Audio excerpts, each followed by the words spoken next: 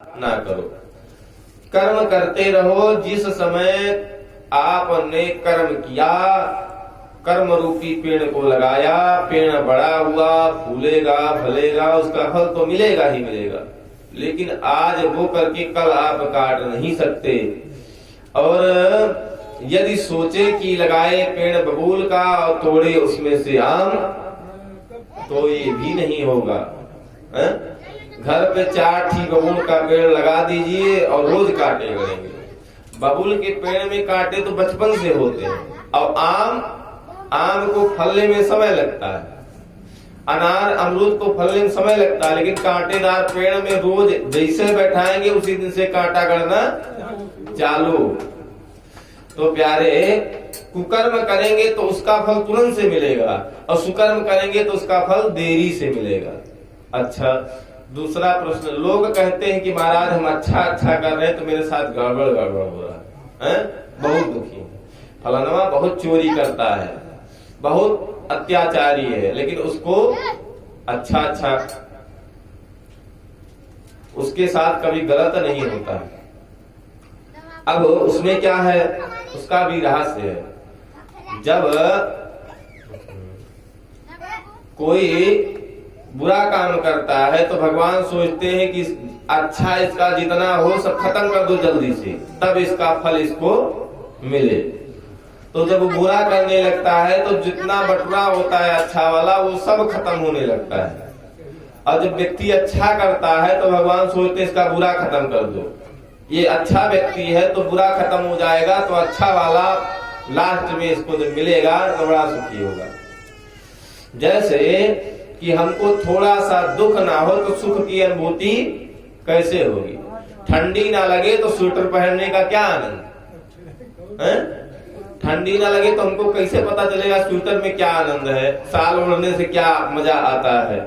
तो पहले ठंडी हुई, ठंडा लगा तो कपड़ा पहने तो मजा आया कि अरे भैया बहुत बढ़िया है। उसी प्रकार भगवान दुख देते हैं, और जब दुख थोड़ा बढ़ता है तो भगवान सुख देते हैं। तो सबका एक दूसरे के विपरीत में बना सुख दुख दिन रात, यश अपयश, और भगवान की लीला है। कहते हैं जस अपजस विधिहार, हानि लाभ जीवन मरण, जस अपजस विधिहार। हानि लाभ जीवन मरण, यश और अपयश, ये सब चीजें भगवान के हाथ में।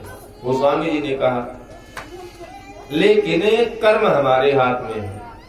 अब भगवान क्या है कि जो बैंक मैनेजर, आपने जितना रुपया जमा किया, जितना निकाला, उसका ब्यौरा उनके पास है, अपने तरफ से उसमें घटा बढ़ा नहीं सकते हैं। वो आपने जमा किया, निकाला, खाता बुक उनके पास है। जब आप मांगने लगे तो खाता पकड़ा दिया, भैया ये देखो ब्यौरा, आपने जितना जमा किया था उतना खा चुके हैं, कहां से मिलेगा? तो आप जो भी करते हैं भगवान उसमें जो है उसका फल आपको देते हैं। अच्छा, कुछ अच्छा कर्म किए तो बोनस में भगवान अपने तरफ से दे देते हैं, जैसे ब्याज मिल जाता है। अब कहीं कर्जदार है तो सरकार जो होती है वो कर्जा माफ कर देती है। तो भगवान सरकार है, आपने कर्जा ले लिया, अच्छा कर्म है आपका तो कर्जा माफ हो गया। भगवान कहते हैं कि जो किया गया कर्म, कृतम ना क्षीयते कर्म कल्पकोटि शतैरपि, किया गया कर्म 100 करोड़ जन्म में भी खत्म नहीं होता है। अगर आपने कुछ गलत किया है तो आप कितनों जन्म ले लीजिए, उसका फल आपको भोगना पड़ेगा। लेकिन कैसे भोगना पड़ेगा? यदि आपने परमात्मा का सहारा ले लिया, भगवान का अनुग्रह आपके ऊपर हो गया, तो वो जो कर्म है आपका, जहां पूरा हाथ कट जाना है वहां हाथ में छोटा सा कट लग करके रह जाएगा, एक ब्लेड लग के थोड़ा सा खून निकल जाएगा और हाथ आपका पूरा बच जाएगा। कहते हैं 9 ग्रह है, और 9 ग्रह के अधीन दुनिया है, संसार है, लेकिन उससे ऊपर क्या है? 10वां ग्रह भगवान का अनुग्रह है। यदि भगवान की अनुग्रह हो गई तो 9 ग्रह किसी काम के नहीं। प्यारे भगवान तो कहते हैं कि हम मनुष्य के सारे जीवन का वहन करने में सक्षम है। गीता में कहते हैं कि जो मेरे सहारे रहता है मैं उसका योगक्षेमम महाम्यहम्, मैं उसका भरण पोषण करता हूँ, भगवान ने गीता में कहा। लेकिन किसका भरण पोषण करते हैं? जो भगवान के सहारे रहते हैं। अब एक ब्राह्मण देवता थे। ब्राह्मण देवता भगवान के भक्त थे और गीता पढ़ते थे। तो गीता में भगवान ये श्लोक जब पढ़ा तो कहा कि ठीक है, अब भगवान का भजन करते, जो कुछ आता खाते पीते। अब घर में जितना सामान था सब खत्म, गहना गुड़िया बेच के सब खा गए पंडित जी। पत्नी का भी जो गहना था वो सब बेच और भजन करते और खाते। कहते जब भगवान भरण पोषण करने वाले तो मुझे करने की क्या आवश्यकता है। लेकिन इतना विश्वास था कि भगवान भरण पोषण करते हैं। अब भैया एक दिन क्या हुआ कि सब खत्म हो गया, अब कुछ आज बचा नहीं है। पंडित जी चल दिए अपना झोली उठी पत्रा उठाए भगवान का पूजन करने के लिए। और पत्नी ने कहा आज कुछ नहीं है भगवान, अब भोग लगेगा क्या भगवान को, खाने को कुछ नहीं है, घर में अन्न भी नहीं है, अब क्या किया जाए। पंडित जी कहे भगवान जो देंगे खाया जाएगा। बेचारे सुबह चले गए बिना खाए पिए। अब गए तो शाम हो गई और गीता में क्या किया, उठाया गीता को और पेन उठाया लाल कलम और उसी श्लोक पे चला दिया, काट दिया श्लोक। कहा कि ये गलती से शायद लिख गया है, ये ऐसा है नहीं, भगवान कुछ और कहे होंगे। योगक्षेम महाम्यहम् अगर ऐसा होता तो हम आज भूखे क्यों रहते। भगवान ने सोचा कि भक्त आज भूखा है, चलो कुछ कृपा करते हैं।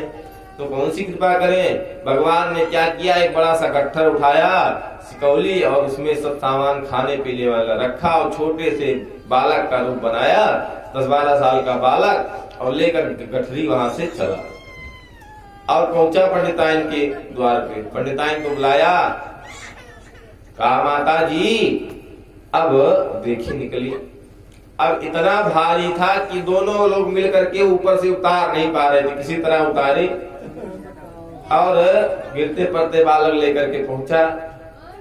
देवी ने पूछा कि कौन हो आप। कहा गुरु जी के हम शिष्य हैं। माता ने कहा हमने तो कभी आपको नहीं देखा। कहा आपने नहीं देखा हो। अब देखती क्या है पंडिताइन कि भगवान की गाल में से खून निकल रहा है, एक चीरा लगा हुआ है। देवी जी पूछती है पंडिताइन की भैया ये तुम्हारे गाल में क्या हुआ। तो अब भगवान कहते हैं कि पंडित जी हमको मारे हैं, गुरु जी भला बुरा बहुत कहे, हमको मारे भी हैं। पंडिताइन गुस्से में क्रोधित होकर के एक तो बालक को इतना बड़ी गठरी लगा दी कि चल नहीं पा रहा है और दूसरे मारे भी हैं, देखो खून बह रहा है। अब उसको पोछ पाछ करके और कुछ जो था दवा लगा करके भेजती है। भगवान गायब हो गए। पंडित जी शाम को पोथी पत्रा लेकर जैसे घर पहुंचे वैसे द्वार पे बैठी थी पंडिताइन।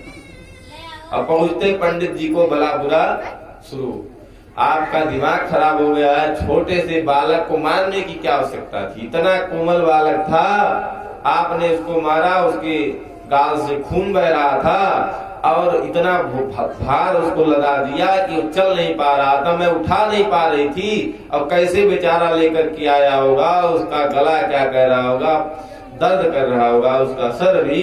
आपको लज्जा नहीं आई ऐसा करते हुए? पंडित जी समझ गए कि और कोई नहीं भगवान ही थे। देखा सब कुछ भगवान का किया धरा, उसमें से जितना निकाले पूरा घर भर गया सामान। अब बैठ करके रोने लगे दोनों लोग। पंडित जी ने कहा कोई बालक नहीं था, वो तो हमारे परम आराध्य भगवान श्री कृष्ण ही थे। पोथी निकाला, दिखाया, कहा देखो ये मैंने कलम चला दिया था इस श्लोक पे, वही आज भगवान लेकर के और सब कुछ आए थे। अब दोनों लोग रोते रहे। 3 दिन बीत गया कुछ खाए पिए बिना। दोनों लोग बैठ करके भगवान को बुला रहे हैं, प्रभु आइए, आप जब तक आएंगे नहीं तब तक हम अन्न जल कुछ ग्रहण नहीं करेंगे। तीसरे दिन भगवान को प्रकट होना पड़ा। भगवान प्रकट हुए और चतुर्भुज रूप में दर्शन दिए भगवान, और भगवान ने कहा कि जो मेरे अन्याश्चिन्तयन्तो माम ये जना परिउपासते तेषां नित्याभियुक्तानां योगक्षेमं वहाम्यहम्। जो अनन्य रूप से, कि अनन्य का अर्थ हुआ ना अन्य, दूसरे के सहारे ना रहे, केवल मेरा ही सहारा ले। अनन्याश्चिन्तयन्तो माम ये जनाः, कोई भी एक व्यक्ति नहीं, पूरा समुदाय, पूरा संसार यदि मेरे ही आश्रित होकर के रहे तो मैं उसका भरण पोषण करता हूं। भगवान ने दर्शन दिया। दोनों भक्त भगवान का भजन करते हुए अंत में सुख पूर्वक जीवन जिए और भगवान के धाम को गए। बोलिए भागवत भगवान की। इस प्रकार जो है कहते हैं कि कथा और पुराण भगवान की महिमा है। अब हम पापी इतने हैं कि हम भगवान के ऊपर तो विश्वास नहीं करते हैं, शरीर पर हमको इतना अभिमान है कि क्या बताएं। भगवान कहते हैं कि पास रहता हूँ